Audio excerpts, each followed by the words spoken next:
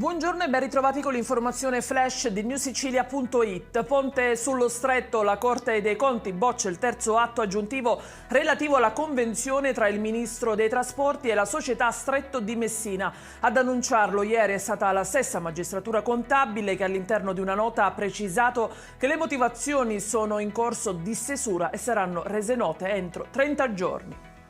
Teatro Massimo di Palermo, la FIALS CISL dichiara lo sciopero in vista dello spettacolo inaugurativo della stagione il prossimo 21 novembre. Aderiscono Anti-Wilcom Will e Confsal Libersind. Secondo i sindacati, tutte le tematiche sottoposte in plurime e reiterate richieste alla Fondazione sono state puntualmente ignorate o eseguite da risposte negative, insoddisfacenti e elusive, come il tema della dotazione organica.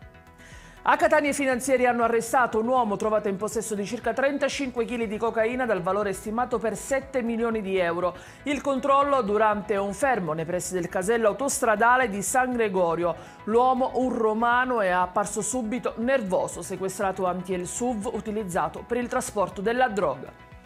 A Ravanusa, nell'Agrigentino, un 17enne è stato arrestato per aggressione aggravata in concorso con altri soggetti maggiorenni. L'indagine dei carabinieri nasce dai fatti accaduti lo scorso 12 ottobre all'interno della villetta comunale, dove un uomo di 50 anni è stato violentemente aggredito, apparentemente senza motivo, da un gruppo di giovani del posto.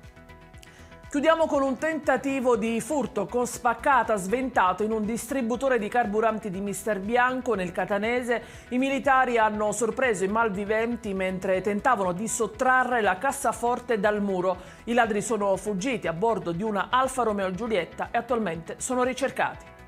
Ed è tutto per queste edizioni. Io vi ricordo come sempre che i dettagli su queste notizie e molte altre li trovate sul nostro sito e sui nostri canali social. Grazie per averci seguito, appuntamento a stasera.